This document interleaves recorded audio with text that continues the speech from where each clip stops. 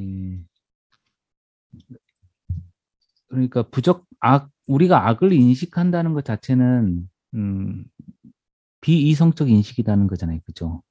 그러니까, 그러니까 우리가 이성적으로 인식한다면 악을 인식하지는 않는다. 이런 거죠. 그러니까 악 자체가 이미 비이성적인 인식이다. 이렇게 규정을 하고 있죠. 그러니까 우리가 이성적으로만 인식한다면, 그러니까 이성을 획득한다면 악에 대한 인식은 없을 거다. 이런 식으로 규정하고 있는 거잖아요. 그러니까 우리가 앞에서 했던 것과 연결시켜 보면 또 한 가지가 더 있죠. 부적합한 인식에 해당되는 게 뭐였냐면 자유였죠. 자유. 자유의지 같은 게 다 부적합한 인식이었죠. 그죠?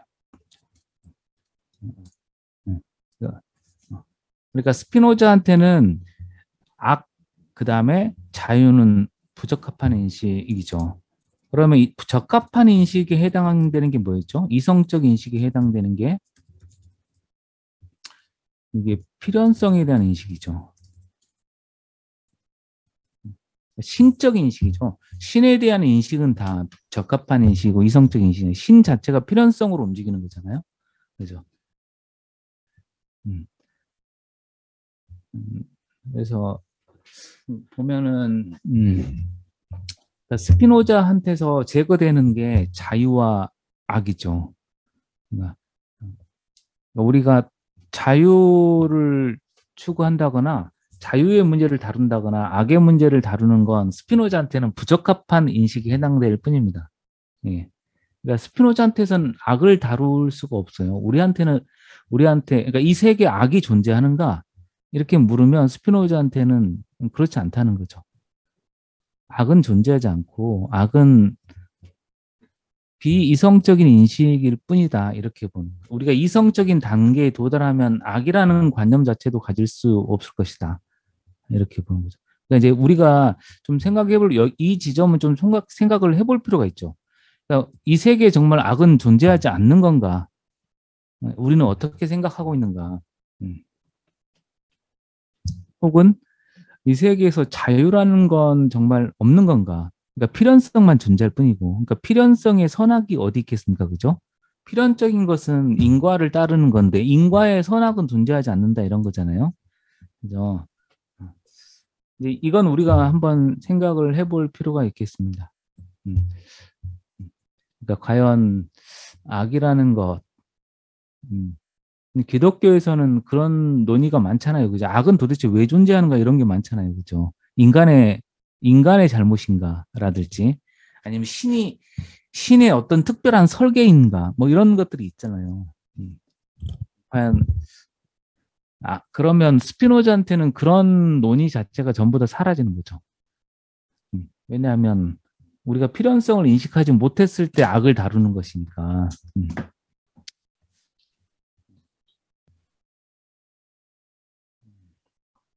정리 65 하겠습니다. 우리들은 이성의 명령에 따라서 두 가지 선 중에서 더 큰 것을 그리고 두 가지 악 중에서 더 작은 것을 따를 것이다. 네. 이성의 명령에 따라서 두 가지 선 중에서 더 큰 것을 두 가지 악 중에서 더 작은 것을 따를 것이다.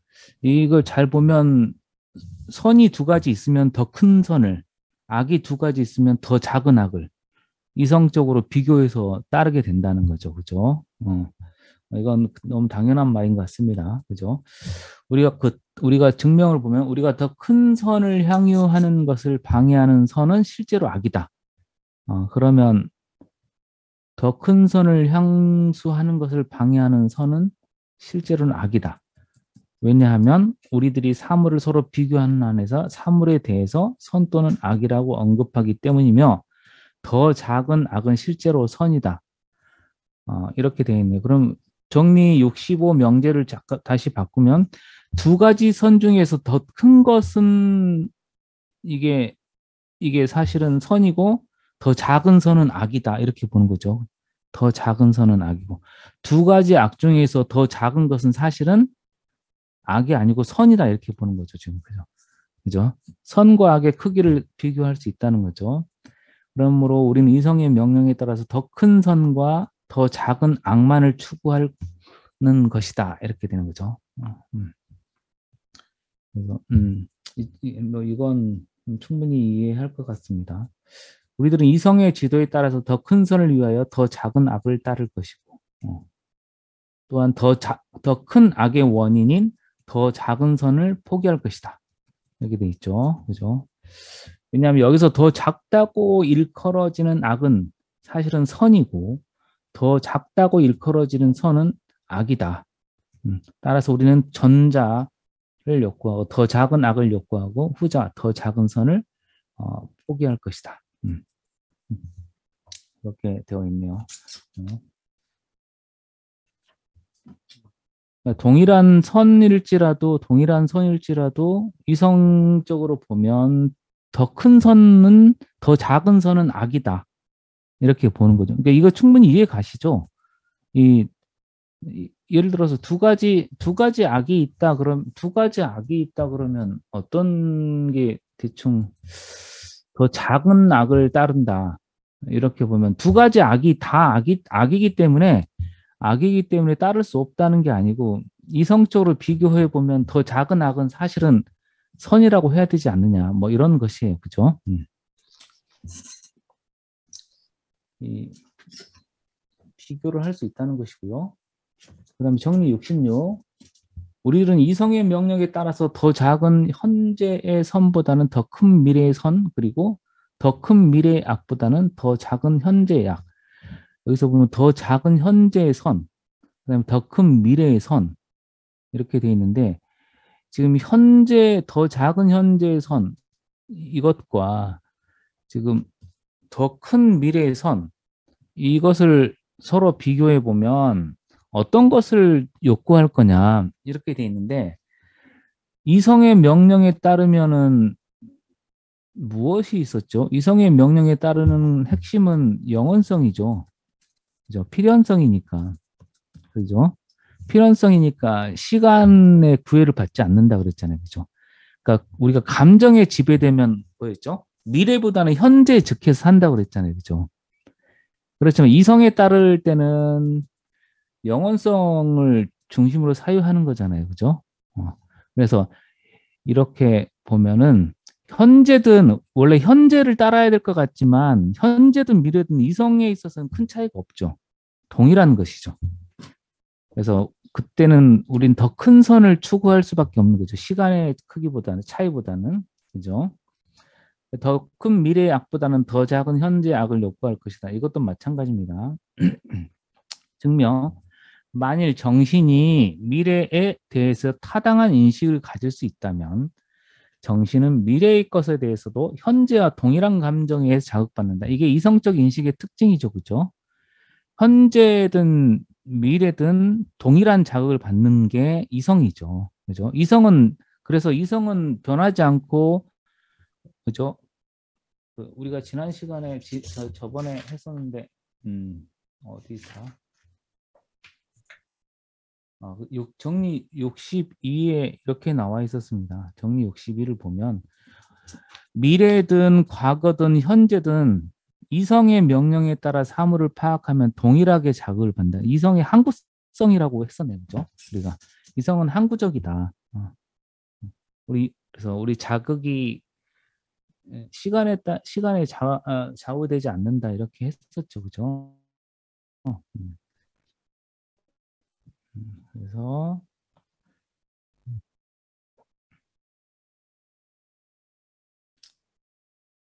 그래서 보면은 미래의 것이든 현재와 동일한 감정에 자극받고 그러므로 마치 이 정리에서 우리들이 가정하는 것처럼 이성 자체를 염두에 두면 더 큰 선이나 악이 미래의 것으로 가정되든 현재의 것으로 가정되든 그것은 같다. 그러므로 우리들은 더 작은 선보다 더 큰 선을 추구하죠. 더 큰 악보다 더 작은 악을 욕구할 것이다. 그러니까 어, 미래든 현재든 의미가 없죠. 이성적으로 살 때는. 우리들은 보충 이성의 명령에 따라서 미래의 더 큰 선의 원인인 더 작은 현재의 악을 욕구할 것이고 미래의 더 큰 악의 원인인 현재 더 작은 선을 포기할 것이다. 이것도 보면은 만약에 그 인과로 살펴보고 있죠. 지금 원인인데요. 이번에는 그죠? 미래든 그것은 상관이 없고 더 큰 선을 낳을 수 있다면 현재 작은 악을 욕구할 수 있다는 거죠. 그죠? 이게 뭘까요? 예를 들어서 뭐 마약 중독의 치료 뭐 이런 걸까요? 그죠? 내가 마약 중독을 치료하기 위해서 지금 작은 악을 그러니까 고통을 슬픔을 경험할 수도 있잖아요. 그죠? 그럼 미래 치료를 받을 수도 있잖아요. 그런 것처럼 그다음 미래의 더 큰 악의 원인인 현대의 더 작은 선을 포기할 것이다. 그러니까 더 작은 선과 더 큰 악 이렇게 돼 있으면 당연히 더 작은 선을 포기하겠죠. 이게 더 큰 악의 원인이 된다면 그러니까 현재에 집착하지 않게 된다는 거죠. 현재든 미래든 그죠. 이렇게 돼 있죠. 현재에 집착하지 않게 될 것이다. 그러므로 만일 우리들이 앞에 것들을 사부 정리 18까지 감정의 힘에 관해 제시한 것과 비교한다면 오직 감정이나 속견에만 인도되는 인간과 이성에 인도되는 인간과의 사이에 어떠한 차이가 있는지 쉽게 알 수 있을 것이다. 왜냐하면 감정에 인도되는 인간, 지금 이제 명확하게 규정을 하고 있습니다. 이성에 인도되는 인간. 음. 그래서 우리가 앞에서 다뤘듯이 뭐 이성적 욕망은 지나치지 않다, 과도하지 않다, 뭐 이런 것들이 나와 있었죠, 그죠? 음, 어떤 차이가 있는지 알 수 있는데 왜냐하면 감정에 인도되는 인간은 자신이 원하든 원치 않든 간에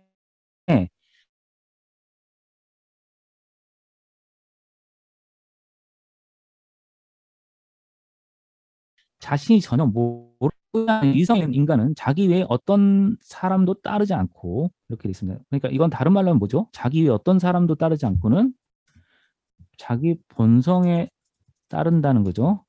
어. 자신이 전혀 모르는 것을 행한다는 것은 뭐죠? 외부의 외부 사물의 영향 속에 산다는 거죠. 예, 그죠? 어.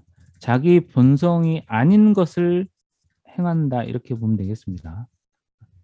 그러니까 다른 말로 하면 또 뭐죠? 본성에서 나오지 않은 것을 행하는 걸 뭐라 그랬죠? 수동이죠. 그죠? 수동적 감정에 지배된다는 것이고 자기 위에 어떤 사람도 따르지 않는다는 것은 자기 본성을 따른다는 것이고 그것은 곧 앞에서 말했듯이 능동에 능동에 따른다는 거죠. 능동이 따른다? 아니, 능동적으로 산다는 것이죠. 그가 인생에서 가장 중대하다고 아는 것. 그러므로 자기가 가장 많이 욕구하는 것만을 행한다. 이성에 인도되는 사람들은 자신이 가장 중요하다고 하는 것을 시간에 흔들리지 않고 네. 그러므로 나는 전자를 노예라 하고 노예라고 규정이 이제 나와 있습니다. 후자를 자유인이라고 합니다. 지금 이제 노예와 자유인이라는 규정이 스피노자한테 이제 처음으로 정의가 되고 있습니다. 노예를 이렇게 정의하겠습니다. 감정에 지도되는 인도되는 인간, 자유인은 이성에 인도되는 인간.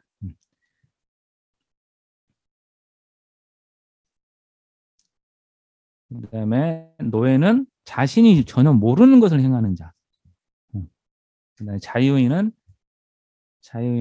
자기 외에 어떤 사람도 따르지 않는 자. 그러니까 이걸 잘못 이해하면 독불장군처럼 생각하지만 그렇게 이해하면 곤란하겠습니다. 이게 자기 본성에서 나오는 것들을 행하는 자죠. 음. 노예와 자유인의 차이에 대해서 지금까지 얘기를 한 겁니다. 지금.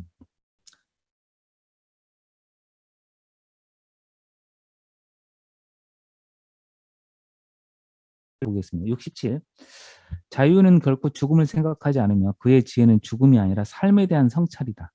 이 정리 67이 스피노자의 그 에티카에서 가장 유명한 명제 중에 하나입니다.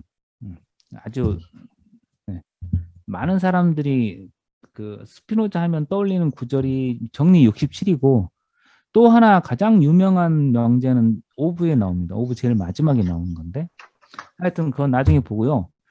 이 명제는 그러니까 좀 외워둬야 되겠죠. 워낙 유명한 거니까 스피노자 하면은 지구가 멸망해도 뭐 사과나무를 심을 거야.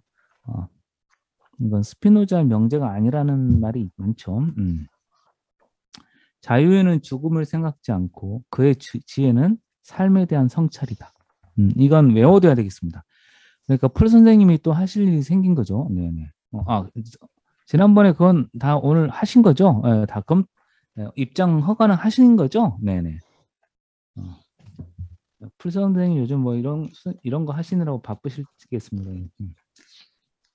다음 주도 바쁘시라고 바쁘시겠습니다. 자유인 즉 이성의 명령에만 따라서 생활하는 사람은 죽음의 공포에 이끌리지 않는다. 죽음의 공포. 자유인, 이성의 명령에 따라 생활하는 사람은 죽음의 공포에 이끌리지 않는다. 이 정리 사부 정리 63. 63이 뭐였는지 잠깐 볼까요? 그죠? 공포에 이끌려 악을 피하기 위해 선을 행하는 자는 이성에 의해 인도되지 않는다. 공포에 이끌려 악을 피하기 위해 선을 행하는 자. 그러니까 선을 행하긴 했지만 공포에 이끌린 자. 이건 이성적인 것이 아니다. 이렇게 돼 있죠. 그죠? 왜냐하면 이성에 관계하는 모든 감정은 기쁨과 욕망인데 공포는 뭐죠? 슬픔이죠. 그죠? 공포는 슬픔이고 슬픔에 인도된 자는 이성은 아니죠. 그래서 죽음의 공포는 슬픔이죠. 슬픔의 계열이죠. 이끌리지 않습니다. 오히려 그는 직접적으로 선을 욕망합니다. 그러니까 공포 때문에 선을 욕망하는 게 아니고 직접적으로 선을 욕망합니다. 그러니까 이성적으로 인식하는 것들만을 행하는 것이죠. 지금 이걸 다시 이야기해 본다면 직접적으로 선을 요구한다는 게 뭐지? 직접적인 선. 이게 포인트인데요. 지금 간접적인 선이 아니고 직접적인 선이죠. 우리 예전에 했던 거 기억나십니까? 스피노자가 자기 자신이 사물이 일치하거나 공통점이 있다고 말할 때는 일치는 부정적인 일치가 아니다. 이렇게 말한 적이 있었죠. 그죠? 그래서 뭐 예를 들어서 적과 백이 흙이 아니라고 할 때는 일치가 아니다. 그죠? 그러니까 우리가 동일하게 까맣지 않잖아. 라고 말하는 것은 일치가 아니라 그랬잖아요. 그죠? 이게 뭐죠? 부정적이고 간접적인 일치죠. 그죠? 이게 부정적인 일치잖아요. 그죠? 지금 이게 똑같은 거예요. 죽음의 공포 때문에 선을 행하는 것은 부정적인 일치예요. 그죠? 그럼 죽음의 공포가 사라지면 이 사람은 뭘 할까요? 선을 행하지 않겠죠. 공포가 사라진다면. 그러니까 그런 점에 있어서는 직접적인 선이 아니죠.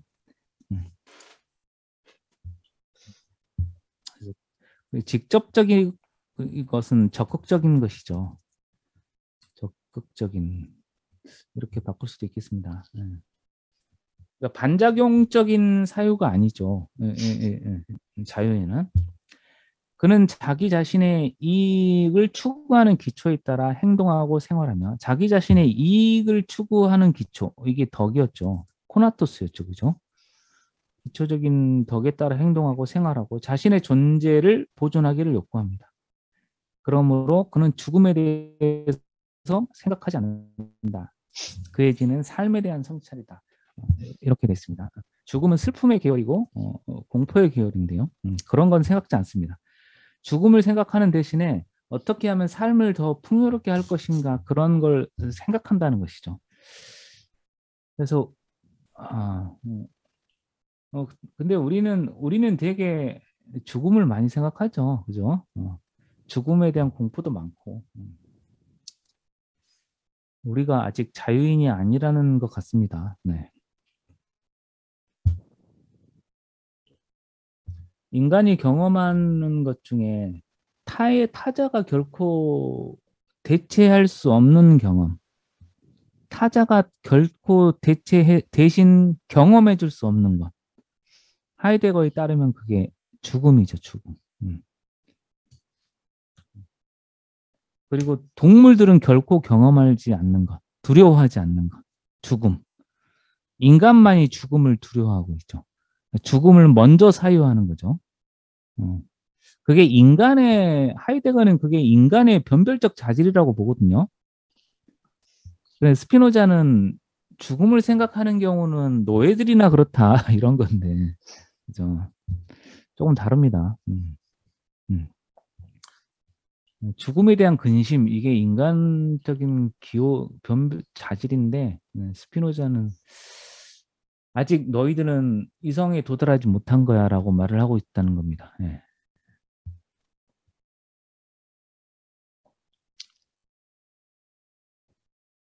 자,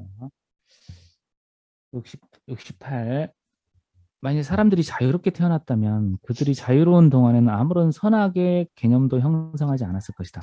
이것도 좀 나름 유명한 명제인데요. 봅시다. 자유롭게 태어났다. 지금 자유인을 말하는 게 아닙니다. 이렇게 태어난 건 아니죠. 그죠? 그러니까 자유롭게 태어났다. 이게 무슨 말이죠? 자유롭게 태어났다. 이게 무슨 말일까요? 양태가 아니란 뜻이잖아요. 그죠?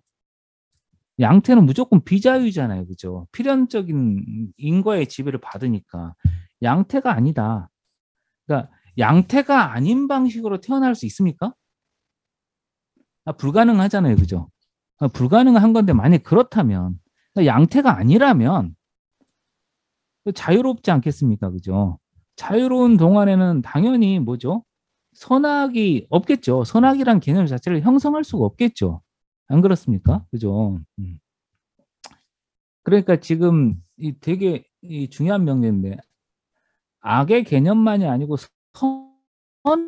선악 개념이라는 것 자체는 사실은 굉장히 뭔가 인위적인 느낌이라는 거예요. 스피노자한테는 선악이라는 개념 자체가. 네. 이, 이 스피노자의 고유 철학인데요. 어. 이게 얼마나 그 반기독적인 것인지 알겠죠. 그죠? 여기 굉장히 그런 냄새가 물씬 많이 풍기죠.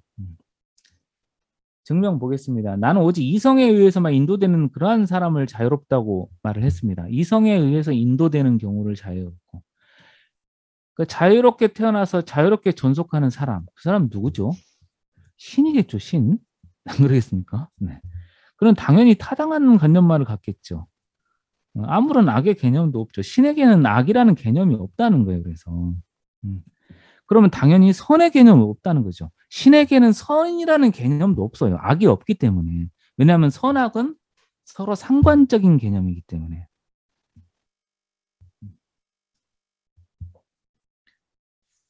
이렇게 보고 있습니다. 네.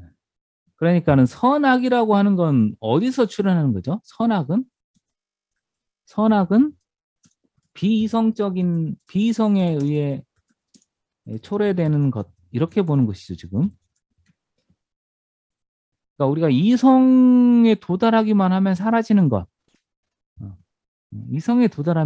이성적 인식에 도달하면 사라지는 것. 그러니까 어, 도덕이란 도덕이란 무지의 결과 이렇게 보는 거죠. 도덕이란 무지의 결과다. 네.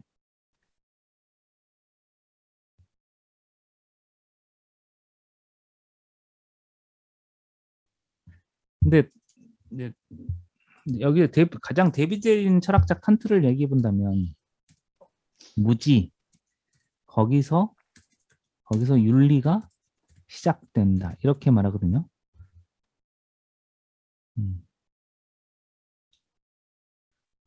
스피노자는 우리가 몰랐고 우리가 더 알물 획득해 가면 갈수록 도덕으로부터 자유로워진다는 건데 칸트는 우리가 다 알 수 없다는 거고 다 알 수 없다는 거고 음. 우리의 삶은 늘 유한하고 그 유한한 그 지점에서 무엇이 시작되냐면 우리의 실천이 시작된다는 거예요. 그러니까 뭔가 우리가 실천을 해야 될 때는 캄캄한 어둠 속에서 한다는 거예요. 저는 이 칸트의 명제도 상당히 매력적이라고 보거든요. 그러니까 실제로 우리가 생각을 해보죠. 우리가 어떤 역사적인 행위를 할 때, 나의 행위가 어떤 의미를 띨지 아무도 모르잖아요. 내 행위의 의미를 정확히 알고 하는 사람이 있습니까? 물론 안다고 하겠죠. 그런데 역사 속에서 나의 행위는 내가 생각하고 있는 의미를 계속 배반하잖아요. 안 그럴까요? 대표적으로 나폴레옹 같은 경우가 그렇잖아요. 나폴레옹은 자기 자신이 아직 그 정치적인 영향력이 있을 거라고 생각하고 도망쳐 나와서 또 전쟁을 하고 하지만 다시 대패를 하고 막 그러잖아요. 그죠? 나폴레옹은 사실은 어떻게 보면 이미 죽은 자죠. 정치적으로 이미 죽은 자인데 자기가 죽은 줄 몰라서 행동하고 있다가 워털로에 대패하고 끝나는 거잖아요.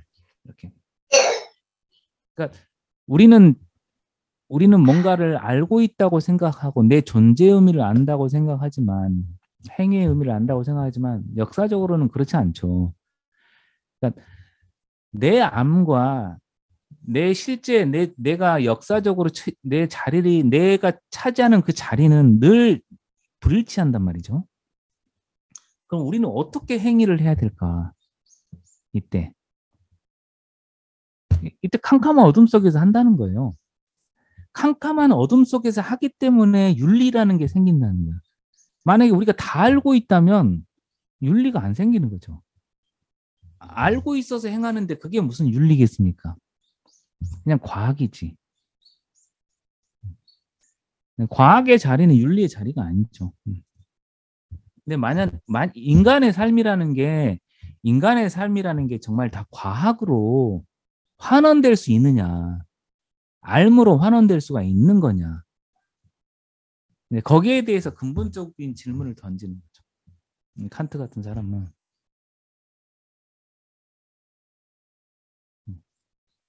많이 다르죠.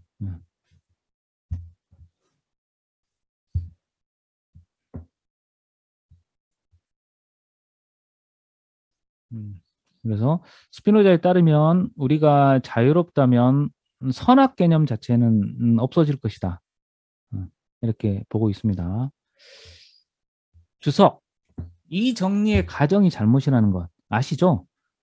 우리가 자유롭다면 이 가정이 잘못된 것이죠. 그것은 우리들이 인간의 본성만을 염두에 두는 한 또는 무한한 것으로서의 신이 아니고 오히려 인간의 존재의 원인일 뿐인 신을 염두에 두는 한에 생각될 수 있음은 사부 정리 사에서 명백하다. 그죠? 그러니까 우리가 그냥 원래 잘못됐는데 자연의 일부니까 우리가 자유롭다는 건 잘못된 것이지만 그냥 한번 인간 하나만 생각해보자 이런 거예요. 하나의 인간만 있다고 생각해보자. 그죠? 그런데 이것들은 이미 우리가 증명한 다른 것과 함께 모세가 지금 모세 이야기를 갑자기 하고 있는데 최초의 인간에 관한 그 이야기에서 암시한 것처럼 보인다. 최초의 인간 아담을 지금 이야기하고 있는 것 같아요. 그죠? 아담에 대한 이야기를 하고 있는데 그러니까 지금 인간이 하나만 있는 거예요. 지금 인간이 하나만 있는 경우 이런 경우는 없겠죠. 물론 없을 텐데 그냥 그런 신화가 있는데 그런 신화를 지금 어떻게 해석할 것인가 지금 그 이야기를 하는 거예요. 그 인간은 자유롭겠죠. 그죠? 자유롭지 않겠습니까? 하나만 있었으니까. 왜냐하면 그 이야기에서 인간을 창조한 그러한 능력, 즉 인간의 이익만을 생각한 그러한 능력 위에 다른 어떤 신의 능력도 생각할 수 없다. 인간 하나를 창조한 능력이 있는데 인간의 이익만을 생각한 능력이 있는데 인간을 위해서 신이 하나의 인간을 위해서 그러니까 자유로운 인간의 이익만을 고려해서 신이 창조해 줬다. 그리고 그런 한에서 다음을 이야기할 수 있겠다. 즉 신은 자유로운 인간에게 선과 악을 인식할 수 있는 나무 열매를 먹는 것을 금하였다. 이렇게 됩니다. 지금 이렇게 해석을 하고 있는 거예요. 선악과를 왜 금했냐? 그는 자유로운 인간이니까. 이렇게 해석을 하겠다는 거예요. 스피노자는. 우리가 보통 생각하고 있는 것과는 좀 다르죠. 그죠? 응?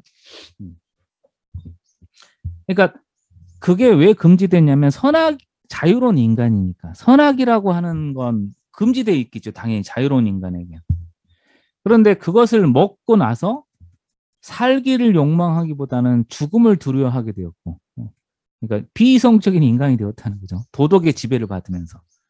아담이 도덕의 지배를 받게 되었다. 이렇게 생각하는 거예요, 지금. 다음으로 인간은 자신의 본성과 완전히 일치하는 여성을 이브를 발견했고, 자연 안에서 자신에게 그녀보다 더 유익한 것은 있을 수 없음을 알았어요. 우리가 보통 알고 있듯이 인간은 인간에게 가장 유익하다. 그러나 그는 짐승이 뱀이 이야기하는 건데, 그죠? 자신과 유사하다고 믿은 후 짐승의 감정을 모방하기 시작했고, 이게 비이성적인 것이죠. 자신의 자유를 또 잃기 시작했다는 거죠. 뱀의 유혹을 받았고. 이거 이스라엘의 족장을 말하는 것이죠. 이스라엘 족장들은 나중에 그리스도의 정신, 즉 신의 관념에 인도되어 이렇던 정신을 회복했다. 그리스도를 뭐라고 보고 있냐면 신의 관념이라고 보고 있습니다. 신의 관념. 이렇게 스피노자는 해석하겠다는 거예요. 그리스도의 역할은 무엇이냐? 신관념. 그러니까 그리스도는 뭐죠? 이성이죠. 스피노자에 따르면 이성이라고 해석되는 거예요, 지금. 보통 기독교적인 해석과는 완전히 다르죠. 이성을 말하는 거고, 보통 그리스도의 정신을 뭐라고 합니까? 우리는 보통은 성령이라고 하죠. 그죠? 성령이라고 합니다. 성령. 그러니까 그러니까 예수가 나를 믿는 자들 모두에게 내가 살아있다고 말할 때, 나를 믿는 자들이 있는 모든 곳에 나는 살아있다고 말할 때 그걸 성령이라고 하잖아요. 그러니까 나를 믿는 자들의 공동체 속에 살아있는 걸 성령이라고 그럽니다. 그러니까 그러니까 가장 중요한 것은, 기독교 신자들의 가장 중요한 것은 믿는 자들의 공동체예요. 공동체로 모여야 되는 거예요. 모이지 않으면 무의미한 것이에요. 그러니까 어떤 고난이 있어도 모여야 되는 것이에요. 그 모이는 자들의 회중이라 하잖아요. 그 공동체. 그러니까 이슬람이든 기독교든 그 모임이 굉장히 중요한 거잖아요. 공동체. 모이지 않는다는 것은 신앙 자체가 파괴되는 것이에요. 그러니까 개인적 신앙 그런 건 불가능한 것입니다. 예수라고 하는 예수 그리스도의 정신, 즉 성령은 모이는 자들에게만 나타나는 것이죠. 근데 스피노자는 그 성령을 이성으로 지금 환원하고 있다는 것입니다. 신의 관념에 인도되었고, 그래서 잃었던 정신, 즉 자유로운 인간의 이성적 정신이죠. 인간의 정신을 회복하고, 신관념은 인간이 자유롭게 되기 위한, 그리고 우리들이 앞에서 증명한 것처럼 인간이 자기에게 요구하는 선을 다른 사람을 위해서 요구하는 것. 이게 뭐죠? 자기에게 욕망하는 것을 다른 사람들을 욕망하는 것을 이성적 욕망이죠. 이게 앞에서 했듯이. 그런 것의 유일한 근거다. 신관념이 뭐죠? 신관념이 이성적인 관념이죠. 신은 모두 무조건 필연성에 따른 삶을 살고 있으니까. 그렇습니다. 지금 창세기 아담의 신화를 스피노자 방식으로 해석하고 있는 겁니다, 지금. 그러니까 처음에는 자유롭게 태어났다. 이성적 인간이다. 만약에 있다면. 그런데 그가 도덕의 지배를 받았고, 그래서 죽음의 공포 속에 살았고, 나중에 그리스도는 그 아담을 구원하기 위해서 오는데, 그 구원은 뭐냐면 이성이다. 이렇게 보고 있는 겁니다. 굉장히 독특한 해석이죠.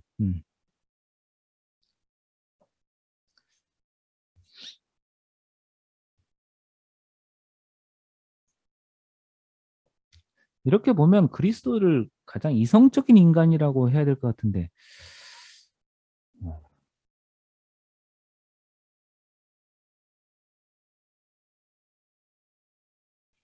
마지막에 그 본디오 빌라도가 총독이잖아요. 그, 그 유대인 총독이었잖아요. 유대인을 다스리는 로마의 총독 아닙니까? 그리스도를 유대인들이 잡아다가 총독에게, 그 빌라도에게 바치잖아요. 곰 이렇게 막 치주를 하고 할 때 마지막에 하는 말이 예수에게 하는 말이 예수를 유대인들한테 다시 돌려주면서 예수 하는 말이 그거죠.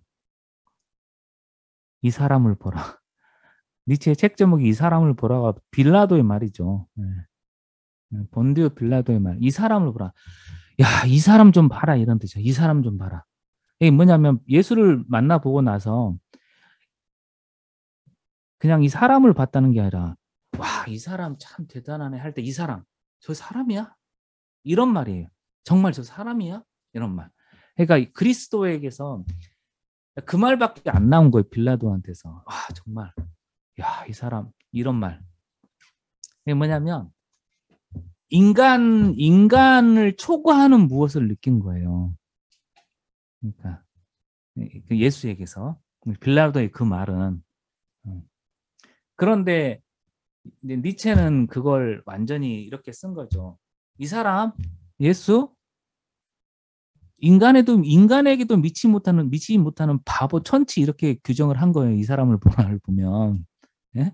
예수에 대한 규정을 보면 니체는 바보 천치였다는 거고 빌라도는 인간을 초월하는 인간 너머의 무슨 잉여 같은 과잉을 느꼈어요. 그게 아마 신성 같은 걸 텐데 네. 결국은 그래서 예수가 희생되는 거 아닙니까? 그죠? 예수는 왜 희생이 됐을까요? 예수는 희생이 되었죠. 예수는 희생이 되었고 그래서 인간을 구원하게 되지 않습니까? 그죠? 인간을 구원하기 위해서 신이 자기 자신의 아들을 죽였다. 아들을 죽여놓고 인간을 구하기 위해서였다. 내가 누군가를 찔러 죽이고 야 내가 이렇게 찔러 죽인 건 인간을 전체를 구원하기 위해서야. 이렇게 말하는 건 뭔가 좀 미친 것처럼 보이지 않습니까?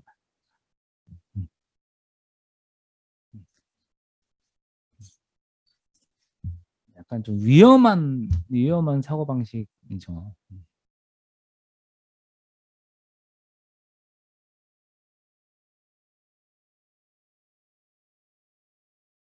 아니, 예를 들어서 어, 스탈린 공산주의 시절에는 수많은 사람들 그러니까는 그 유대인 학살이 한 최소 600만 명 정도 된다고 하잖아요. 그죠? 많으면 뭐 서울시 인구 정도 된다고 하니까 정확한 통계는 나와 있지 않지만 그런데 스탈린 통치 후에 스탈린 소련에서 숙청당한 사람들이 한 2천만 명 정도 된다고 하거든요. 그러니까 그렇게 죽은 거죠. 어. 그, 그 유대인 더 이상의 학살이 있었던 거죠. 근데 그, 그 유일한 그 근거가 뭐냐? 그게 뭐죠? 우리는 공산주의라고 하는 천국을 달성할 거라는 거잖아요. 그게 역사의 법칙이라는 거 아닙니까? 여기서 극악한 폭력과 공포가 자행되면 자행될수록 우리는 거기에 가까이 가는 거야. 어? 지금의 공포와 폭력과 고통은 참아야지. 도착할 거니까 미래가 우리에게 오고 있잖아.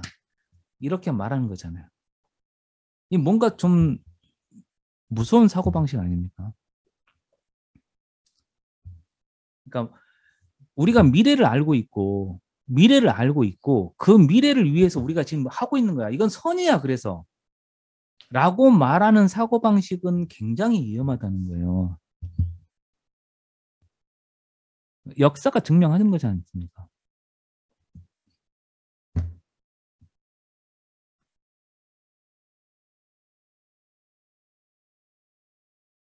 아주 위험한 것일 수도 있다. 사실 우리는 모르지만. 네.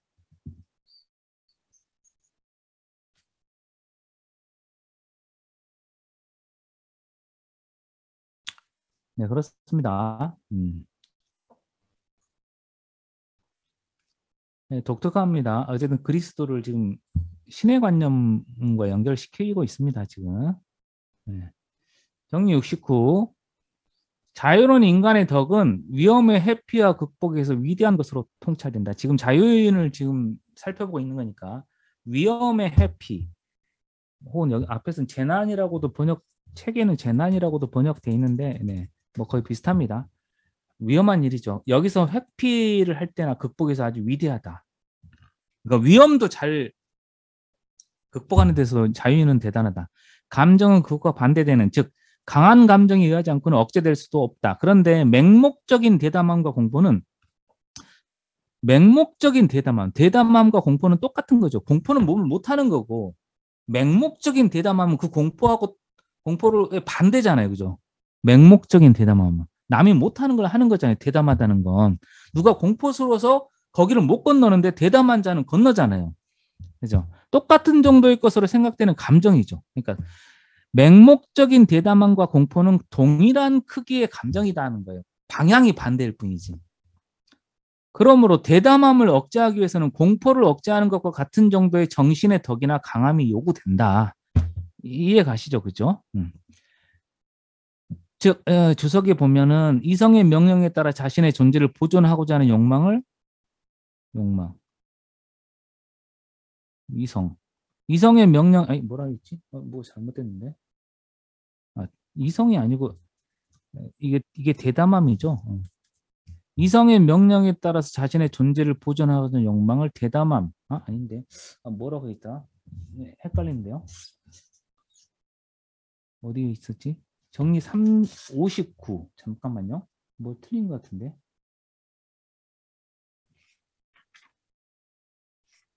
예.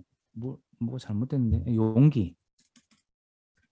용기입니다. 용기. 이성의 명령에 따라서 자신의 존재를 보존하고자 하는 욕망을 용기. 이성의 명령에 따라 타인을 돕고 우애로 결합시키는 욕망을 관용. 이렇게 했습니다. 그러니까 이성적인 감정 비슷한 게 두 가지가 옛날에 있었다고 그랬었죠. 용기와 관용이었다. 그때. 즉 동료가 맞서기 두려워하는 위험에도 불구하고 일을 하도록 자극되는 욕망을 대담함. 그런 위험을 두려워해서 자신의 욕망이 방해되는 사람에 대해서 비겁함. 이렇게 말했죠. 즉 자유로운 인간은 위험을 극복하려고 시도할 때와 같은 정신의 덕에 의해서 위험을 피한다. 이렇게 되어 있습니다. 지금 이게 무슨 말이냐면 보충을 봐야 정확하게 이해돼요. 잘 보세요. 자유로운 인간에게 적절한 시기에 도피 있죠. 도피하는 거. 도망치는 거. 이게 전투와 같은 정신의 강함이라는 거예요. 이게. 그러니까 도망가는 게 나쁜 거냐 그런 게 아니라는 거예요. 즉 자유로운 인간은 전투를 택할 때 그런 그 뭐죠? 그 공포를 이기는 그 강한 정신 그거에서 도피를 택할 수도 있다는 거예요. 이게 이해 가시죠? 이게 뭐죠? 이게 누구한테는 이게 뭐죠? 맹목적인 대담함의 반대죠. 알겠습니까? 지금 도피를 한다는 게 누군가는 도피하지 않고 왜 싸워야 돼? 이렇게 맹목적인 대담함을 보일 때도 강한 정신이 자유로운 인간은 그런 감정을 이길 수 있는 힘을 가지고 도망을 칠 수도 있다는 거예요. 아시겠죠? 지금은 도망쳐야지. 나중에 이기기 위해서라면. 아시겠죠? 그런데 비이성적인 인간은 도피 자체를 수치스러운 것으로 보니까 막 싸우다가 죽을 수도 있고 한다는 거죠. 그러니까 이런 위험 같은 것을 회피할 때나 극복할 때도 자유로운 인간, 이성적인 인간은 더 위대하다. 그러니까 도피가 비겁한 건 아니다는 거예요. 어떤 경우는. 그죠? 당연한 거 아니겠습니까? 주석, 나는 정신의 강함과 용기가 무엇인지 다 이야기를 했고, 그러나 위험은 뭐냐면 악이다. 슬픔과 미움과 불화의 원인이 될 수 있는 모든 것이다. 이렇게 이야기를 했고, 정신의 강함은 뭐였죠? 정신의 강함은 핵심은 이성적이다. 이런 것이죠. 정신의 강함은 이성적이다. 이겁니다. 정리 70. 무지한 사람들 사이에서 생활하는 자유로운 인간, 자유인은 가능한 한 그들의 친절을 피하려고 노력한다. 이거 중요한 내용입니다. 무지한 자 사이에 있는 자유인은 친절을 피하려고 노력하라. 알겠습니까? 친절을 쉽게 받아들이지 마라. 위험한 일이다. 대충 이해 가시죠? 각자는 자신의 성향에 따라서 선을 판단하잖아요. 그죠? 어떤 사람에게 친절을 베푸는 무지한 사람, 노예죠, 노예. 그냥 쉽게 노예라고 하면 될 텐데. 그죠? 노예는 자신의 생각에 따라 선을 판단하죠. 그런데 만일 그 친절을 받은 사람이, 이 친절을 받은 사람이 지금 자유인이라고 해봅시다. 자유인이 나는 대단한 걸 준 것 같은데 좋게 평가하는 것을 보면 슬퍼하겠죠. 그죠? 내가 선을 베풀었는데 반응이 미지근한데 이 사람? 이러면 기분 나쁘다는 거죠. 그러나 자유로운 인간은 자유인은 다른 사람들과 우정으로 연결되는 데 힘쓰지만 감정에 따라 친절을 베풀 것을 기대하는 그런 친절에 보답하려고 애쓰지 않죠. 우정이 뭐였죠? 이 우정의 바탕은 이성이죠. 스피노자한테 우정 자체는 이성의 바탕을 둔 것이죠. 오히려 자신과 다른 사람들을 자유로운 이성의 판단에 의해 인도하고자 하고 자신이 가장 중요하다고 인식하는 것만을 행하려고 애쓰죠. 이성적 인식. 그러므로 자유인은 무지한 사람들의 미움을 받지 않기 위해서 친절을 피하려고 노력합니다. 아시겠죠? 미움을 받지 않으려고 아무런 친절을 쉽게 받아들이지 않습니다. 그러니까 여러분들도 타인의 친절을 좀 피하고 있으면 이성적인 인간인가 봅니다.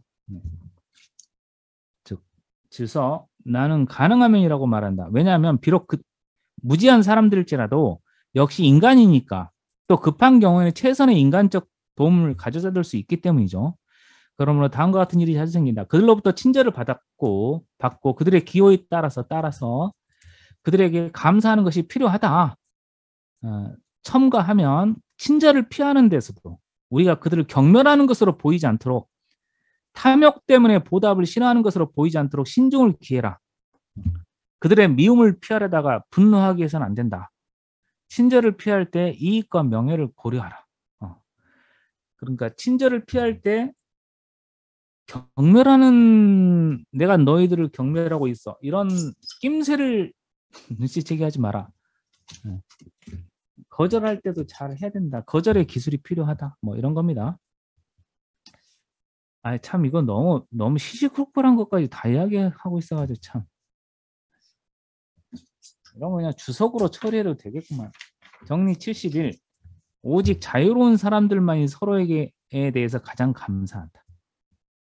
자유인만이 그 다음 문장을 보면 증명 오직 자유로운 사람들만이 가장 유익하죠. 이성적인 인간. 서로에게 유익하고 공통성이니까. 그래서 이성은 기본적으로 공통성이죠. 이성은 공통성이고 보편성이죠. 왜죠? 신은 뭐죠? 이성적인 것은 신적 인식이잖아요. 그죠? 신적 인식이고 신은 뭐죠? 만물의 원인이죠.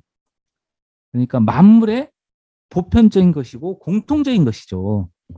신의 속성도 공통성이었잖아요. 그죠? 만물의 공통적인 겁니다. 그래서 서로 유익한 것이고 가장 밀접한 우애로 결합하죠. 이성적인 교제의 욕망을 우정이라고 했으니까. 이거 보면 누구 생각나냐면 니체가 생각나죠. 그죠?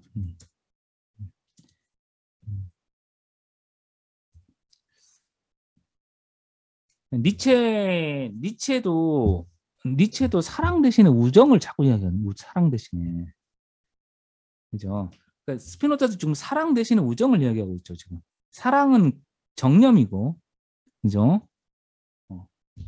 정념이고 지나치기가 쉽고 이성적인 우애로 결합하라 이런 게 되게 많고 똑같은 사랑의 노력으로 서로 친절하려고 한다. 이성적인 보답의 노력 이런 경우에 해당됩니다.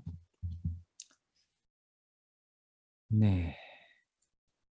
맹목적인 욕망에 이끌리는 사람들이 서로 소유하는 감사. 대체로 감사라기보다는 거래다. 뭐 이해 가시죠? 그 다음에 두 번째, 망은 은혜를 잇는 거죠. 망은은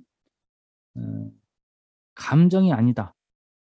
그래서 망은은 예에 어긋난다.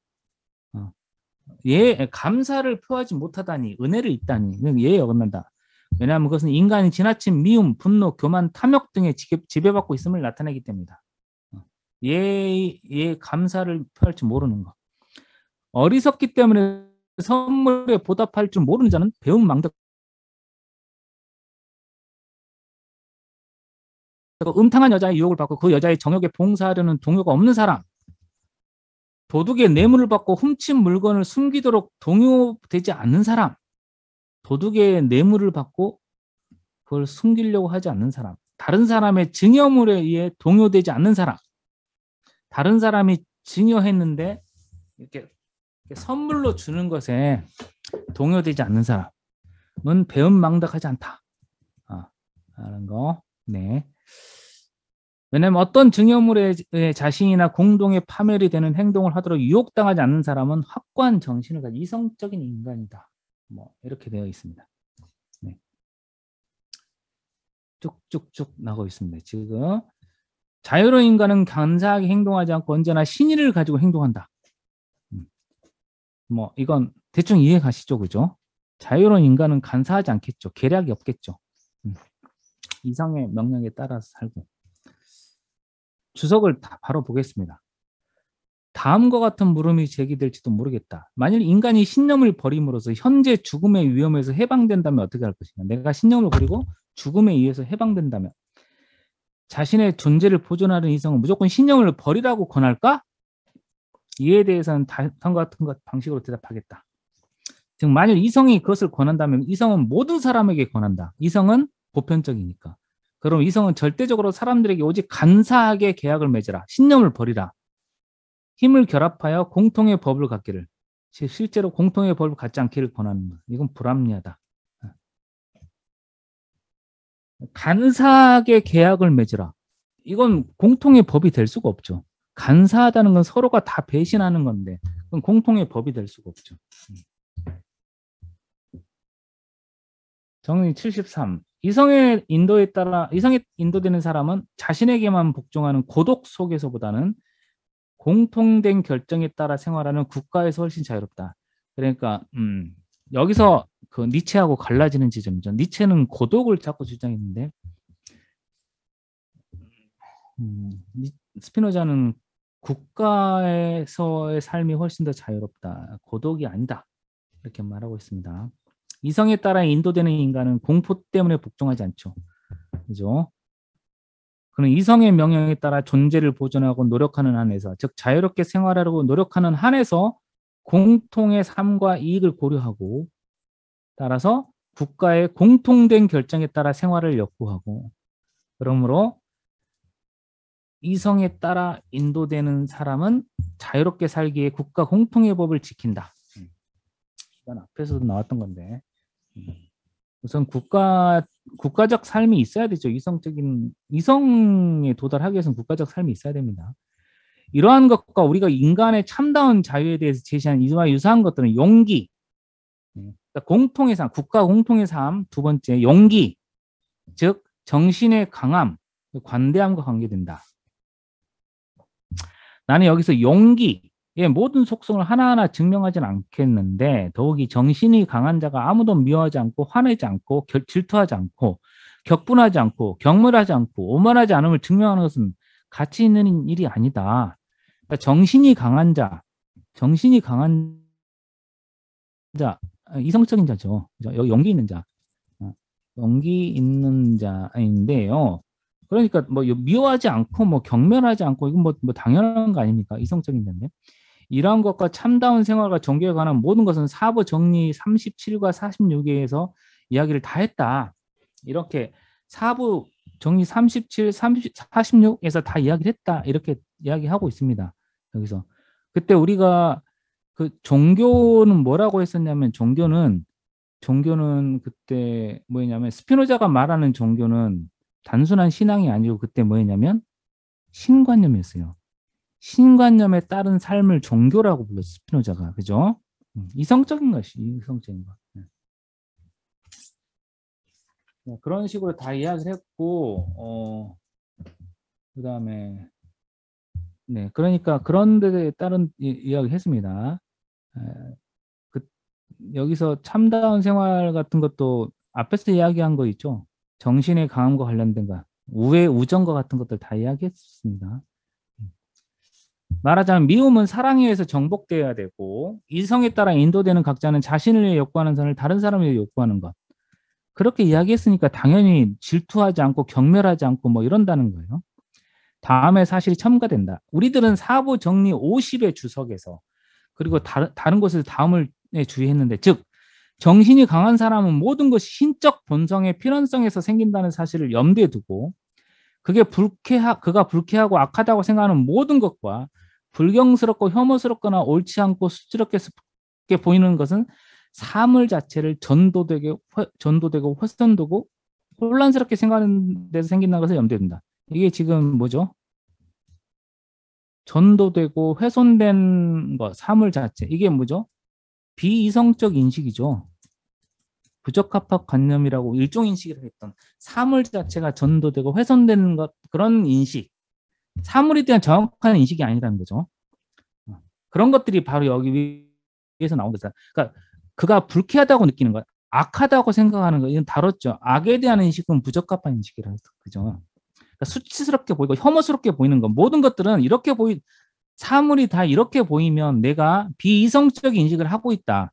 왜냐하면 신 안에 혐오스럽거나 옳지 않거나 수치스러운 건 없다는 거잖아요. 신 안에 수치스럽고 혐오스러운 건 없으니까. 그러므로 그는 무엇보다도 먼저 사물을 있는 그대로 파악하라. 사물을 있는 그대로 파악하는 게 뭐죠? 이성적 인식이죠. 사물에 있는 그대로의 모습을 파악하는 것 자체가 원래 이성적인 것이에요. 그죠? 있는 그대로 파악하는 거. 참다운 인식의 장애들, 미움, 분노, 질투, 조롱, 오만과 우리가 앞에서 주의한 여러 가지를 제거하려고 노력하고, 그러므로 우리들이 말한 것처럼 가능한 선하게 행동하고 즐거워하려고 하는 일에 노력하고, 그러나 이것을 달성하기에 인간의 덕은 어디까지 확장되어야 되면 무엇을 할 수 있는가 하는 점을 나는 5부에서 증명하겠다. 네, 여기까지 하고 잠깐만 쉬겠습니다. 네, 여기까지 해서 명제는 끝났습니다. 4분 명제는 정리가 됐습니다. 지금 질문 하나 드려도 될까요? 네네네. 예, 조금 약간 다른 이제 정리도 들어가니까 지금 했던 부분 조금 한 두 가지만 질문 드리고 싶은데요. 네. 좀 잘 알쏭달쏭해서 좀 짚어보고 싶어서 아까 그러면은 자유의지와 자유인의 자유라는 말이 좀 알듯 말듯 왔다 갔다 한데요. 그러니까 자유의지가 부적합하다는 것은 어떤 감정에 휘둘리거나 그런 이성에 따르지 않기 때문이잖아요. 그럴 경우 자유로운 인간은 또 이성에 따르는 인간이잖아요. 약간 이 부분을 좀 어떻게 이해해야 될까? 자유라는 말로 두 가지가 다 연결되니까 이거 하나, 예. 자유의지와 자유인의 자유에서 이제 말하는 자유가, 예. 그거 하나하고 또 하나는 아까 그러면 스피노자는 알지 못한다라고 하는, 그러니까 뭐 철학에 대해서 우리는 잘 모르지만 일단 소크라테스가 말하는 거 뭐 너 자신 알라라는 것 자체가 무지라는 어떤 그런 거라고 얘기할 수 있잖아요. 그럼 그런 거에 대한 어떤 건 스피노자한테는 없는 건가요? 도덕이란 무지다라고 이제 얘기를 해버리면 사실은 우리가 여기서 이성적인 거에 따르라고 하는 스피노자의 이야기 자체도 어떻게 보면 도덕적인 거잖아요. 인간 안에 그런 어떤 알지 못함을 가르쳐 주는 거에 하나이기 때문에요. 근데 스피노자 자신은 그런 어떤 무지 자체를 부정한다는 건 그게 뭔 말인지 좀 잘 이해가 안 가서요. 두 가지 좀 알고 싶습니다.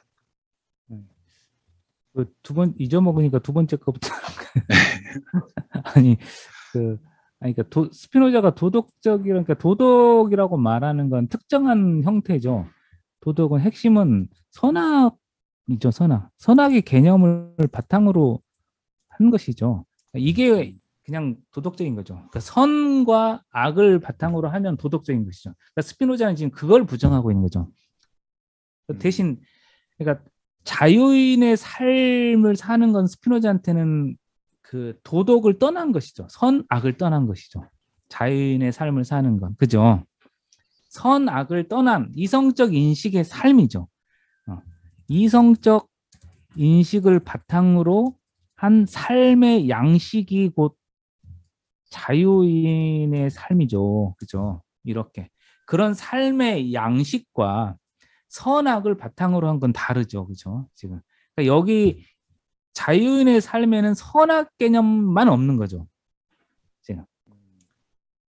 이해하시죠? 그러니까 요렇게 살아야 돼. 요렇게 살아야 돼라고 하는 것은 이성적 인식을 바탕으로 한 삶의 양식을 지시하는 것이고, 그죠? 요렇게 살아야 돼. 여기에 없는 개념은 선악 개념이죠. 스피노자한테는. 그러니까 여기에는 그게 선하기 때문에 악하기 때문에 살아야 돼가 아니라 아직 이성적 인식에 도달하지 못했구나. 이성적 인식에 더 도달해야지.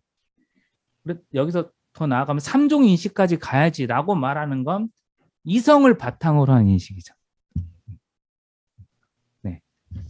그래서 만약에 구별을 해본다면 도덕적인 것과 스피노자는 윤리적인 것을 구별하고 있는 게 아닐까. 이렇게. 그러니까 윤리적인 것에는 자유인의 삶과 노예적인 삶이 있는 것이고요. 윤리적인 삶을 이렇게 구별해 본다면 노예의 삶에는 도덕적인 것만 있는 거죠. 이해 가시죠? 노예의 삶에는 도덕적인 형태만 있는 거죠. 자유인의 삶에는 이성적인 삶이 있는데 거긴 도덕적인 게 빠져 있고 도덕적인 삶을 사는 사람들의 삶의 방식을 규정할 수 있는 능력이 있는 거죠. 기본적으로.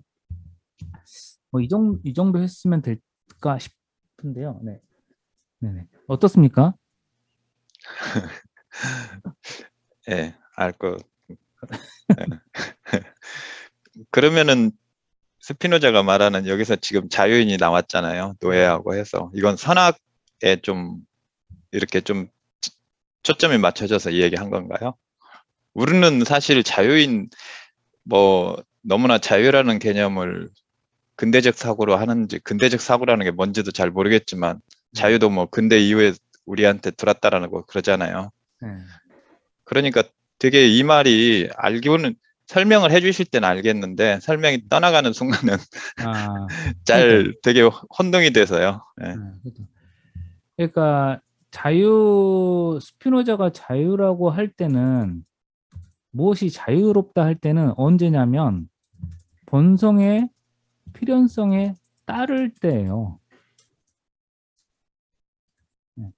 이건 일부에서 다뤘던 거예요. 일부 정의에서 본성의 필연성에 따르는 것만을 자기는 자유라고 한다. 그러니까 신만이 자유롭죠. 신만이.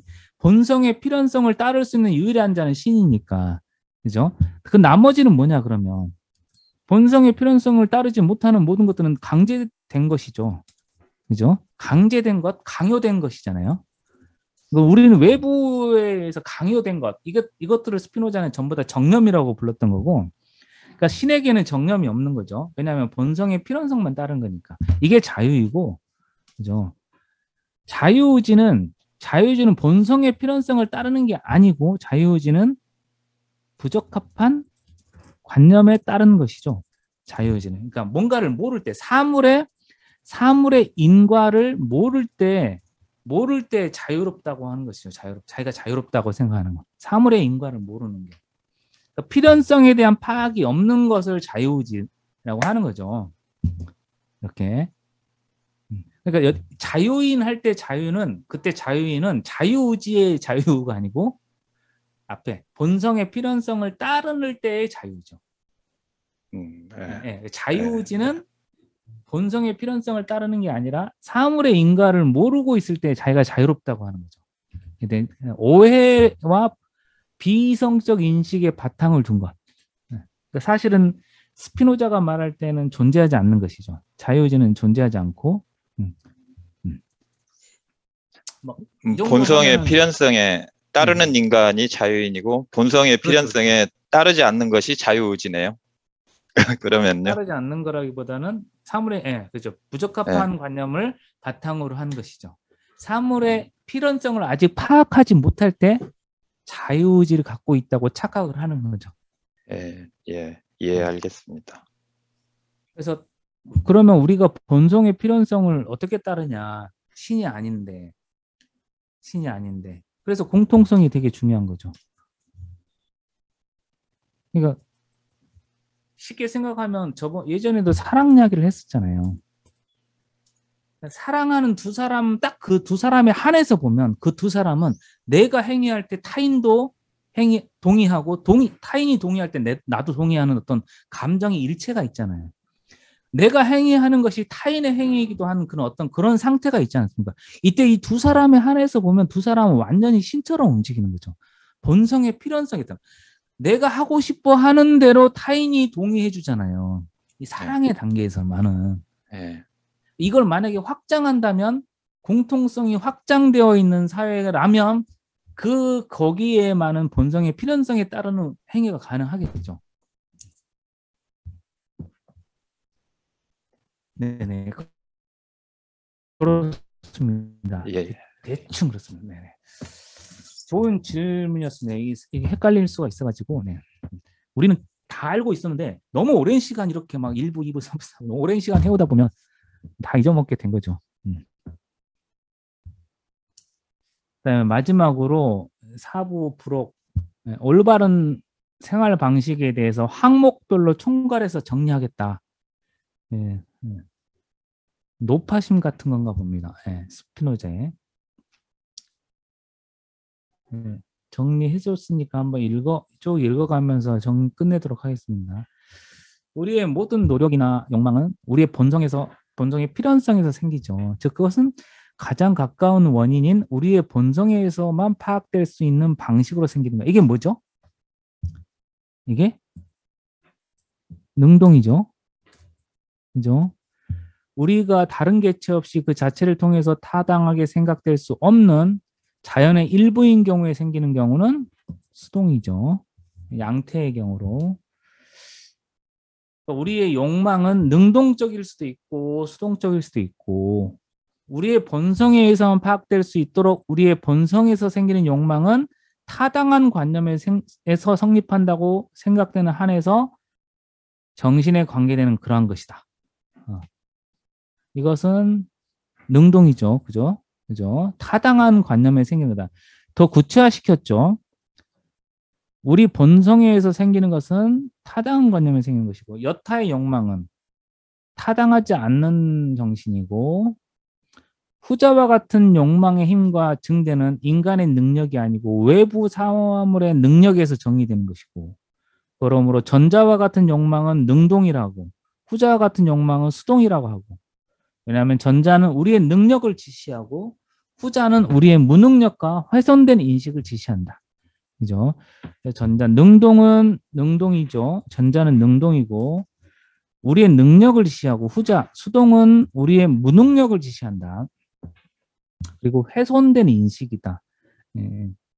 이렇게 있고 3. 우리의 능동, 즉 인간의 능력이나 이성에 따라 규정되는 욕망은 언제나 선이고 기타 욕망은 선일 수도 있고 악일 수도 있고 수동은 수동적인 것 중에 어떤 게 선일까요? 수동적인 것 중에 기쁨과 관련된 것은 선이겠죠. 그죠? 이건 선입니다. 슬픔과 관련된 것들은 악이죠, 당연히.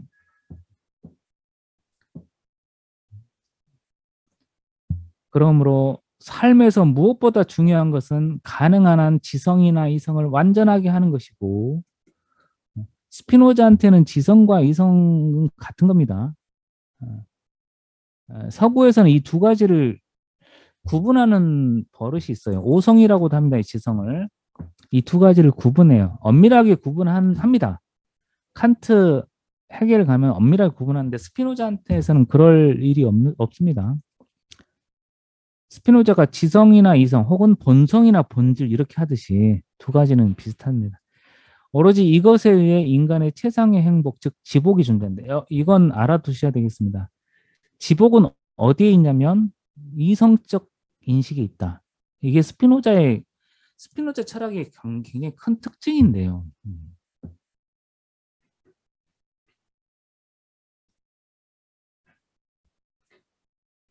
좀 전에 그 풀 선생님하고 그 칸트 관련해서 얘기하다가 말씀드린 거네. 그러니까 생각이 나네요. 다행히. 그러니까는 행복, 만족 이런 건 칸트한테는 윤리적인 거예요. 윤리적인 거. 근데 지금 스피노자한테는 이성적 인식에다가 만족을 두어버렸잖아요. 그죠? 이성적 인식에는 원래 만족 같은 게 없는 건데 스피노 이렇게 하고 있습니다. 지복에다가 그냥 이성을 집어넣은 거죠. 물론 지복이란 신에 대한 직관적 인식이 생기는 정신의 만족이다. 지복이란 뭐냐? 엄청난 기쁨인데 행복인데 그건 신에 대한 직관적 인식이다. 이렇게 보고 있습니다. 신에 대한 직관적 인식. 이게 뭐죠? 삼종 인식이죠. 삼종 인식에 도달하면 우리는 지복에 도달한다. 그러니까 어디 가서 동굴 속에 들어가서 뭐 참선하고 이럴 필요가 없다는 거죠. 그리고 지성을 완전하게 하는 것은 또한 신의 속성, 신의 본성의 필연성에 생기는 활동을 파악하는 것이다. 지성을 완전하게 하는 것. 이성적 인식에 도달하는 것은 신의 속성을 파악하라. 신의 속성이 뭐였죠? 복습이 되겠네, 그죠? 신의 속성. 속성이 뭐죠? 신의 속성이 갑자기 하니까 생각 안 나죠? 신의 본질을 구성하는 것이죠. 신의 본질을 구성하는 거에 뭐가 있었죠? 예를 들어 연장 속성, 사유 속성 등등 무한한 속성들이 있었죠, 그죠? 네. 신의 속성은 신의 본질을 구성하는 거죠. 신의 본성의 필연성에 생기는 활동. 이게 뭐죠? 신의 본성에서 필연성에 생기는 활동. 필연성. 그죠? 필연성. 신의 속성을 파악하고 필연성을 파악하고 인과를 파악하는 거죠. 예. 이 파악하는 것이다. 그것은 결국 신을 파악한다는 건 뭐냐? 신의 속성을 파악하고 그 다음에 필연성을 파악하고 만물의 인과를 파악하고 하는 것이다. 그러므로 이성에 따라 인도되는 인간의 궁극적인 목적은 그러하여금 여타의 욕망을 통솔하게끔 하는 최고의 욕망은 그 자신과 그의 인식에 속할 수 있는 모든 것을 타당하게 파악하도록 하는 욕망이다.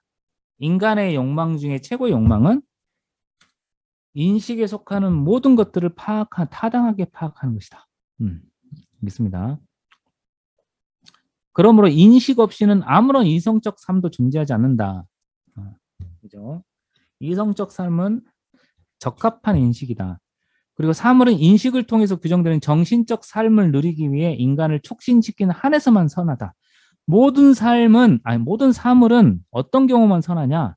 우리의 정신적 삶을 풍요롭게 할 때만 어떤 것이든. 이와 반대로 이성적인 삶을 누리는데 방해되는 것은 우리에게는 악이다. 이렇게 보고 있습니다. 그러나 인간이 작용인인 모든 것은 필연적으로 선이다. 인간이 작용인인 모든 것은 능동이죠. 그죠? 당연히 필연적으로 선이고 작용이라고 했으니까 이게 뭐죠? 능동이고 능동은 뭐였죠? 적합한 관념에 따른 행위잖아요. 그죠? 적합한 관념에 따르는 건 무조건 선이죠. 당연히. 악은 인간에게 외적 원인에서만 생긴다. 외부 원인. 이게 정념이죠. 외적 원인에 따르는 걸 정념이라 했고 수동이라 했으니까. 왜냐하면 말하면 인간은 전체 자연의 일부이고 인간의 본성이 자연의 법칙에 복종하도록 강요받고 인간 본성은 무한한 방식으로 자연에 순응하도록 강요받는다고 생각하는 경우에 인간에게 악이 생길 수 있다. 이게 뭐죠? 인간이 오직 양태로서만 살 때 악이 발생한다. 이게 무슨 말이죠? 양태로서만 산다는 것은 부적합한 관념과 정념에 지배될 때죠. 양태로서만 산다는 것이 바로 이런 것이에요. 완전히 내가 부분으로만 살 때. 부분으로만 살 때 내가 바로 악이 생기는 것이에요. 이게 되게 굉장히 중요한 말이죠. 그러니까 우리가 그러니까 어떻게 살아야 되는가 모른다면 스피노자의 원칙에서는 절대 부분으로 살지 말라는 거예요. 그러니까 부분으로 살지 말라는 건 공통성으로 살라는 거예요. 공통성으로. 그러니까 최소한 내가 전체가 되게끔 해야 된다는 거예요. 그러니까 부분인데도 불구하고 만족하면 거기서는 필연적으로 악이 생긴다는 거예요. 이 스피노자한테는 굉장히 강력한 그 명제죠. 그러니까 만약에 이렇게 공동체가 있을 때요. 공동체가 있을 때 거기에 어떤 부분이 생겼다면 거기서 무조건 악이 발생합니다. 거기. 다른 말로 하면 그 공동체에 어떤 흐름이 공통된 흐름이 정지된 지점이 있다. 그러면 공동체에서는 거기서 무조건 악이 생기는 거예요. 악이 생겼다면 인간이 자연의 일부가 아니고 자연의 공통적 질서를 따르지 않는다는 건 불가능하다. 이게 무슨 말이죠? 양태가 아니는 건 불가능하죠. 그러니까 외적 원인의 지배를 받지 않는 건 불가능하죠. 그러나 만일 인간이 자신의 본성과 일치하는 개체 사이에 생활한다면 이게 뭐죠? 공통성이죠. 그죠? 이성적인 사회죠. 작은 단위라도 바로 그러한 것에 의해서 인간의 활동 능력은 촉진되겠죠. 그렇죠? 그러나 이와 반대로 자신의 본성과 전혀 일치하지 않는 그런 개체 사이에만 있다면 그는 커다란 변화 없이는 그들에게 거의 순응할 수 없을 것이다. 자신의 본성과 전혀 일치하지 않는 개체에 있다면 내가 변하지 않고는 순응이 불가능하지 않겠습니까? 나랑 일치가 안 되는데. 그죠?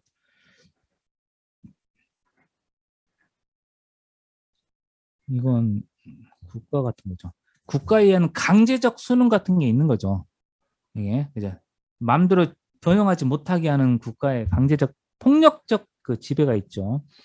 우리가 악이라고 판단하는 또 우리가 이성적 삶을 누리는 것을 방해할 수 있다고 판단하는 자연의 사물 안에 주어진 모든 것을 가장 확실한 방법으로 우리에게 멀리하여도 좋다. 즉 이성적 삶을 누리는데 방해되는 것은 무조건 멀리해라. 그러니까 지금 명제처럼 말한 거예요. 정업 명령처럼 스피노자는 이성적인 삶을 누리도록 방해하는 것을 멀리하라. 이렇게 말하고 있습니다.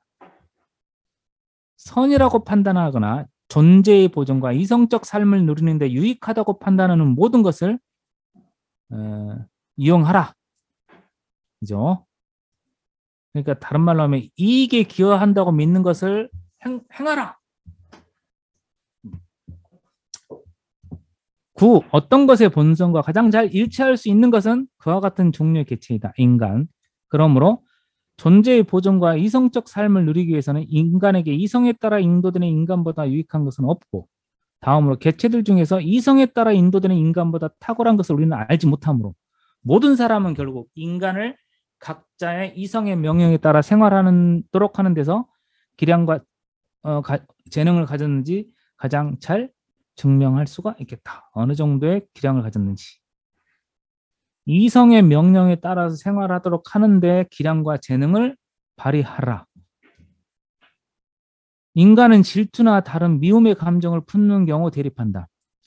지금 보면 질투, 그 다음에 증오. 이 두 가지, 다른 건 다 그냥 외우지 않고 질투와 증오, 이 두 가지가 우리를 대립하게 하고 악으로 인도한다. 그렇죠. 그러니까 내가 질투에 빠질 것 같다 그러면 우리가 너무 질투에 빠지는 경우가 많잖아요. 나이가 좀 들면 들수록 이제 점점 적어지지만 젊을 때는 질투가 장난 아니지 않습니까?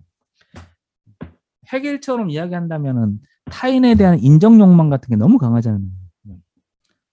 그럴 때는 스피노자에 따르면 악이니까 대립하니까 빨리 그 자리를 피하는 게 최선이죠. 내가 극복 못하니까. 질투와 미움의 감정이 솟으면 그냥 눈을 감고 그 자리를 지나치면 되겠습니다. 인간은 자연의 다른 개체보다 더 유능한 만큼 더 두려워합니다. 우리는 너무나 서로를 두려워하는 경우가 있는데 그 질투나 미움 때문이죠. 저 녀석 왜 저렇게 뛰어난 거야? 미칠 것 같은데? 뭐 이런 거죠. 어디 길을 가다가 넘어졌으면 좋겠어. 뭐 이런. 우리 그런 감정에 휩싸이잖아요. 그럼에도 불구하고 정신은 무기가 아니다. 무기가 아니라 사랑과 간영의 정복이다. 복수가 아니라는 거죠. 복수를 하지 말고 사랑으로 정복하라. 인간에게는 교제하고 그들 전체를 하나로 만들기에 가장 알맞은 유대를 결속하는 것. 인간의 유대, 일반적으로 말해 우정의 강화에 도움되는 행위가 유익하다. 그러나 이를 위해서는 기량과 주의가 요구된다. 서로 우정을 강화한다고 해도 어떻게 아까 나와 있었죠. 타인의 친절에 아주 조심해야 된다. 뭐 이런 거. 타인의 친절을 거부할 때도 조심하라. 뭐 이런 거 있었잖아요. 기량과 주의가 요구된다. 왜냐하면 인간은 다양하긴 하지만 이성의 법칙에 따라 생활하는 드무니까 질투하고 동정보다는 복수에 기울고 그러므로 그들 모두의 의향에 따라 그들의 감정을 모방하지 않도록 자제하기 위해서는 특별한 정신적 능력이 필요하다. 그러나 이와 반대로 인간을 헐뜯고 덕을 가르치기보다는 결점을 비난하고 인간의 정신을 강하게 하기보다는 파괴하는 것만 아는 사람은 자기 자신과 아울러 남에게 불쾌감을 주고 그러므로 많은 사람들은 지나친 조급함과 그릇된 종교열로 인해서 이 종교, 그릇된 종교 때문에 인간 속에서 살기보다는 짐승들 속에서 살기를 바란다. 짐승들 속에 뭐죠? 자연 상태죠.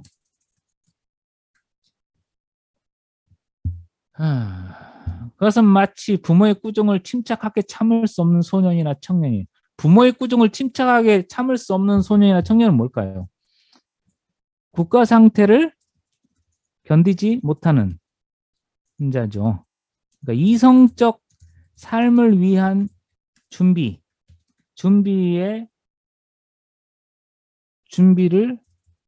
견디지 못하는 자. 뭐 이런 자죠. 그런 소년은 어떡하냐. 군대에 들어가 가지고 차라리 아버지의 훈계를 받는 대신에 전쟁의 불안과 폭군의 명령을 택한다는 거예요. 이런 자들이 바로 자연 상태죠. 이게 바로 폭군의 명령, 전쟁의 불안 이런 게 완전히 자연 상태입니다. 부모에게 복수하기에 모든 부담을 자기가 떠맡는 자, 그러니까 자해하는 자다. 이게 사실은. 그다음에 지금 시간이 30분이 넘었네요. 앞으로 남은 페이지가 6, 7, 8, 9. 다 못 끝내겠네요. 3장 넘게 남았네. 14 여기까지만 하고 끝내겠습니다. 비록 인간이 모든 것을 대체로 자기 욕망에 따라서 처리한다고 할지라도 인간의 공동사회에는 손해보다 편리함이 더 많다. 공동사회. 따라서 그들의 불법을 냉정하게 처리하고 화합과 우정에 도움이 되도록 열심히 애쓰는 것이 낫다. 공동사회까지 하는 걸로 하겠습니다. 인간의 공동사회는 편리함이 많다. 네, 오늘이 6월 25일, 오늘 6.25였네요.